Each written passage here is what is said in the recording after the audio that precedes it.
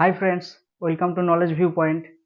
আজ আমরা আলোচনা করব সায়েন্সের আলোক চ্যাপ্টার বেশ কিছু মজার মজার কোশ্চেন। এই কোশ্চেনগুলো আমাদের জেনে থাকা দরকার, কেননা এই মজার মজার কোশ্চেনগুলো মজার হলেও পরীক্ষার হলে যখন কোশ্চেন পেপারে পাই তখন কিন্তু মজাটার মজা থাকে না। এই জন্য আমাদের এই কোশ্চেনগুলো একান্তই জেনে রাখা দরকার, যাতে পরীক্ষার হলে মজার কোশ্চেনটা যেন মজাই থাকে। ওকে, তাহলে চলো লেটস গো টু স্টাডি। আজ কি কি মজার মজার কোশ্চেন আছে আজ আমরা স্টাডি করি, দেখা যাক। প্রথম কোশ্চেন আমাদের, ট্রাফিক সিগন্যালে বিপদ সংকেত হিসেবে রেড লাইট কেন ইউজ করা হয়? আমাদের প্রথম কোশ্চেন আজ, ট্রাফিক সিগন্যালে বা বিপদ সংকেত হিসেবে লাল বর্ণের আলো কেন ব্যবহার করা হয়? ওকে, তাহলে সায়েন্টিফিক ব্যাখ্যা হবে, এর মধ্যে কোনো কোনো ভৌতিক ব্যাপার নয়। ব্যাপারটা হলো যে লাল বর্ণের আলোক রশ্মির তরঙ্গ দৈর্ঘ্য বেশি, এই জন্য লাল বর্ণের আলোক রশ্মির বিক্ষেপণ কম হয়, চারিদিকে কম ছড়িয়ে পড়ে। এই জন্য যখন সিগন্যাল থেকে লাল বর্ণের আলোক রশ্মি ছাড়া হয় সেটা সোজা ভেদ করে আমাদের চোখে এসে পড়ে। এই জন্য কিন্তু আমরা ট্রাফিক সিগন্যালে রেড লাইট ইউজ করি, বা বিপদ সংকেত হিসেবে রেড লাইট ইউজ করি। এবার কথা হলো যে অন্যান্য কেন বর্ণ ইউজ করা হয় না? কারণ বিক্ষেপণের দ্বারা অন্যান্য বর্ণগুলো চারিদিকে বেশি ছড়িয়ে পড়ে সহজে, ফলে এর জন্য বেশি দূরে অন্যান্য বর্ণের আলোক রশ্মিগুলো পৌঁছতে পারে না, যার জন্যই আমরা বাকি বর্ণ ইউজ না করে কিন্তু রেড লাইট ইউজ করি। ওকে, ক্লিয়ার। এবার নেক্সট একটা কোশ্চেন হবে, খুব মজার কোশ্চেন, দেখো। সোডিয়ামের বাষ্পশিখায় নীল বস্তুকে কেমন দেখাবে? তাহলে সোডিয়ামের বাষ্পশিখায় নীল বস্তুকে কেমন দেখায়? আমরা জানি সোডিয়ামের বাষ্পশিখার বর্ণটা কেমন হয়, ইয়েলো হয়, হলুদ হয়, তাই না? ইয়েলো হবে। তাহলে সোডিয়ামের বাষ্পশিখায় আমাদের যেটা বর্ণ হয় সেটা কি হয়, ইয়েলো হয়। তাহলে ইয়েলো বাষ্পশিখার মধ্যে যদি আমরা কোনো নীল বস্তুকে রাখি তাহলে নীল বস্তুটাকে কেমন দেখাবে, এটা কোশ্চেন।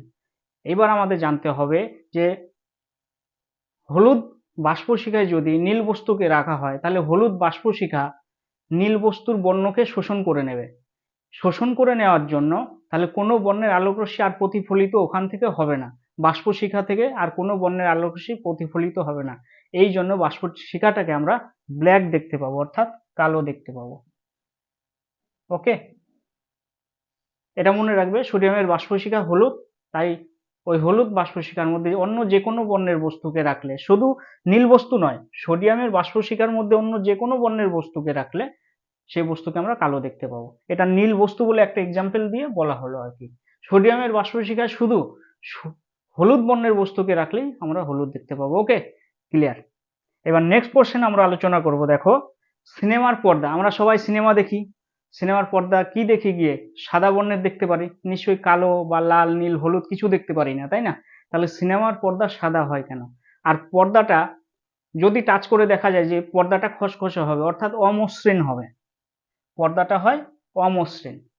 তাহলে কোশ্চেনটা হলো যে সিনেমার পর্দা কেন সাদা করা হয় এবং সিনেমার পর্দা কেন অমসৃণ হয়? ওকে, এই দুটো কোশ্চেনের অ্যান্সার কিন্তু আমরা জানতে পারবো, আমাদের জানতে হবে আজ এখান থেকে। আমরা সবাই সিনেমা হলে যাই, সবাই সিনেমা দেখি, অনেক রকম সিনেমা দেখি, কিন্তু সিনেমার পর্দার মধ্যে যে এতটা সায়েন্স লুকিয়ে আছে এটা কিন্তু আমরা কেউ জানি না, তাই না? আজ জানতে পারবো সিনেমার পর্দার পিছনে যে সায়েন্সটা লুকিয়ে আছে, তাহলে তার অ্যান্সারগুলো আমাদের জানতে হবে। ক্লিয়ার? তাহলে দেখো, সিনেমার পর্দা সাদা হওয়ার কারণ কি প্রথমে বলি। পর্দা সাদা হলে পর্দায় কোনো মৌলিক বর্ণের সমষ্টি নিয়ে যে আলো ফেলা হলে, অর্থাৎ সিনেমার পর্দার মধ্যে কোনো যৌগিক বর্ণের আলো ফেলা হলে সেখান থেকে সব বর্ণের আলো সিনেমার পর্দা প্রতিফলিত করে এবং উজ্জ্বলতা বাড়ে। তাহলে কি হয়, ছবির উজ্জ্বলতা বাড়ে। এই জন্য সিনেমার পর্দাটাকে সাদা করা হয়। ওকে, তাহলে সিনেমার পর্দা সাদা হওয়ার পিছনে যে সায়েন্সটা আছে সেটা হলো এটা, যে সাদা হওয়ার জন্য সব বর্ণের আলোকে পর্দা প্রতিফলিত করে এবং সিনেমার পর্দায় যে ছবি দেখা যায় সেটা তাহলে স্পষ্ট বা বেশি উজ্জ্বল দেখতে পারবো। আর সাদা বর্ণের পর্দা কোনো বর্ণের আলোকরশ্মি শোষণ করে না, পুরোটাই প্রতিফলিত করে, তাই বেশি চকচকে বা উজ্জ্বল দেখায়। এইবার কোশ্চেন হবে যে কেন অমসৃণ করা হয়? অমসৃণ মানে একটু খসখসা থাকবে, মসৃণ হবে না। এর কারণ হলো অমসৃণ তল সবসময়ের জন্য আলোক রশ্মির বিক্ষিপ্ত প্রতিফলন করে, বিক্ষিপ্ত প্রতিফলন অর্থাৎ নিয়মিত প্রতিফলন করে না। তাহলে বিক্ষিপ্ত প্রতিফলন করার জন্য সিনেমার পর্দা থেকে আলোক রশ্মি সিনেমা হলের চারিধারে ছড়িয়ে পড়ে। অর্থাৎ এর ফলে কি হবে, সিনেমার হলের ভেতরে যে কোনো জায়গায় বসে দর্শক সমানভাবে ছবিটা দেখতে পাবে। সব জায়গা থেকেই উজ্জ্বল চকচকে এবং সমানভাবে সিনেমার পর্দায় ছবিটা দেখা যাবে। এই জন্য সিনেমার পর্দাকে অমসৃণ করা হয়। ওকে, এইবার কথা হলো যদি মসৃণ হতো তাহলে কি হতো? মসৃণ হলে নিয়মিত প্রতিফলন হতো, বিক্ষিপ্ত প্রতিফলন হতো না। অতএব সাদা বর্ণের পর্দায় যেখান থেকে আলোক রশ্মি এসে ফেলা হতো ঠিক সেখান থেকে সমান্তরালে আলোক রশ্মি প্রতিফলিত হয়ে যেত। অর্থাৎ এখানে যদি পর্দা থাকে, এখানে যদি আলোক রশ্মি আসে এইভাবে, ও সমান্তরালেই প্রতিফলিত হয়ে যাবে। অর্থাৎ সিনেমার হলের যদি আশেপাশে কোনো ব্যক্তি বসে থাকে বা ডান পাশে বা পাশে যদি ব্যক্তিরা বসে থাকে তারা কিন্তু স্পষ্ট ছবি দেখতে পাবে না। ওকে, এবার পর্দাটা যদি সাদা না হয়ে অন্য কোনো বর্ণের করা হতো তাহলে কি হতো? সিনেমার পর্দার সাপোজ ধরে নিচ্ছি লাল করা হলো বর্ণ, এবার সিনেমার পর্দা লাল হলে শুধু লাল বর্ণের আলোটাই প্রতিফলিত করবে পর্দা, বাকি বর্ণের আলোকে কিন্তু পর্দা শোষণ করে নেবে, তাহলে বাকি বর্ণগুলো আমরা দেখতে পাবো না। এটা মনে রাখতে হবে। ওকে, এবার নেক্সট কোশ্চেন যেটা আমরা আলোচনা করব, দেখো একটি বস্তুকে বা একটি সবুজ বস্তুকে পৃথক পৃথক ভাবে সাদা ও লাল আলো দ্বারা আলোকিত করা হলে কি কি ঘটবে বা কি হবে? দেখো কোশ্চেনটা দেখো, আরেকবার বলছি, একটি সবুজ বস্তুকে পৃথক পৃথক ভাবে যদি সাদা আলো এবং লাল আলো দ্বারা আলোকিত করি তাহলে কি হবে? তাহলে একটা সবুজ বস্তু নেওয়া হলো, এবার এই সবুজ বস্তুর উপর যদি আমরা আলো ফেলি, ধরে নাও সাদা আলো ফেলছি, সাদা আলো মানে ওর মধ্যে 7টা আলোর সমষ্টি আছে, তাহলে সাদা আলো যখন ফেলা হবে সবুজ বস্তুর ওপর, তখন সবুজ বস্তু কেবলমাত্র সবুজ আলোটা, এই সাদা আলোর মধ্য থেকে সবুজ আলোটাকেই প্রতিফলিত করবে, শুধুমাত্র সবুজ আলোটাই প্রতিফলিত করবে সবুজ বস্তু। তাহলে বাকি বর্ণগুলো কি করবে? এই সবুজ বস্তুটা শোষণ করে নেবে, তাহলে আমরা বস্তুটাকে সবুজই দেখব। অ্যাজ এ রেজাল্ট বা অ্যান্সার হবে সাদা সাদা আলো যদি কোনো সবুজ বস্তুর উপর ফেলা হয় তাহলে আমরা সবুজ দেখতে পাবো বস্তুটাকে। কেন দেখতে পাবো? তার কারণ সবুজ বস্তু শুধু সবুজ আলোটাকে প্রতিফলিত করবে, বাকি বর্ণের আলোকে শোষণ করে নেবে। ওকে, এইবার যদি আমরা বস্তুটার উপর লাল আলো ফেলি, তাহলে বস্তুটার উপরে যদি আমরা লাল আলো ফেলি তাহলে এই সবুজ বস্তু এই লাল আলোটাকে শোষণ করে নেবে। তাহলে লাল আলো যদি শোষণ করে নেয় সবুজ বস্তু, তাহলে কোনো বর্ণের আলো আর প্রতিফলিত হবে না, তাহলে সবুজ বস্তুকে আমরা কালো দেখতে পাবো। ওকে, এটা ভেরি ভেরি ইম্পর্টেন্ট। ওকে, এইবার নেক্সট একটা কোশ্চেন আমরা আলোচনা করব, এটাও ইম্পর্টেন্ট কোশ্চেন, খুব মজার কিন্তু কোশ্চেনগুলো। আমরা কিন্তু সকাল বিকেল বা সকাল সন্ধ্যায় দেখতে থাকি এই ব্যাপারটা, তো এর পিছনেও কিন্তু অনেক সায়েন্স লুকিয়ে রয়েছে, যে উদীয়মান সূর্য এবং অস্তগামী সূর্যকে লাল দেখায় কেন?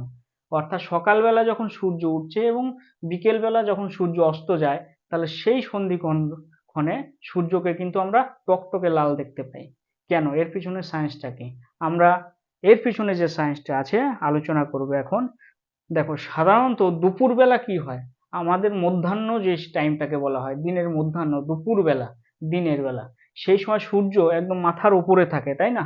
এটা যদি পৃথিবী হয়, এটা বায়ুমণ্ডল, তাহলে এখানে যদি কোনো ব্যক্তি থাকে তাহলে এখান থেকে সূর্য মাথার উপরে থাকে, তখন সূর্য থেকে আমাদের দূরত্বটা কম হয়।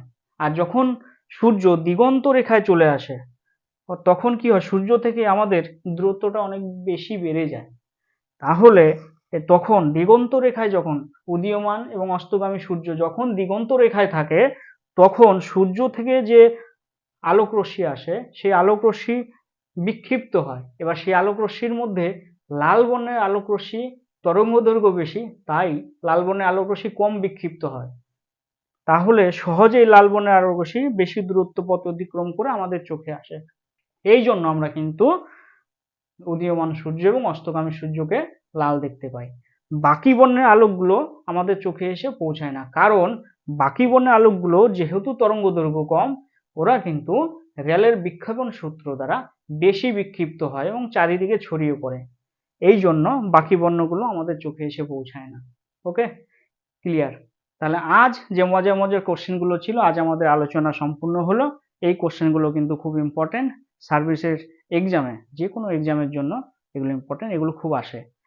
এর পরবর্তীতে আমাদের যে ক্লাস আসবে, ভিডিও আসবে, সেগুলো আসবে সায়েন্সের এই লাইট চ্যাপ্টার উপর বেস করে যে সমস্ত ইকুয়েশন, নিউমেরিক্যাল টাইপ যে সমস্ত কোশ্চেনগুলো আছে, অর্থাৎ অঙ্ক, সূত্র ধরে ধরে যে অঙ্কগুলো, সেগুলো আমরা ডিটেলস স্টাডি করব, ছোট ছোট অনেক অঙ্ক করব এবং খুব মজা নেব কিন্তু আমরা পরবর্তী ক্লাসে। অবশ্যই আমাদের সঙ্গে থাকবে, অবশ্যই। Thank you for watching. জয় হিন্দ।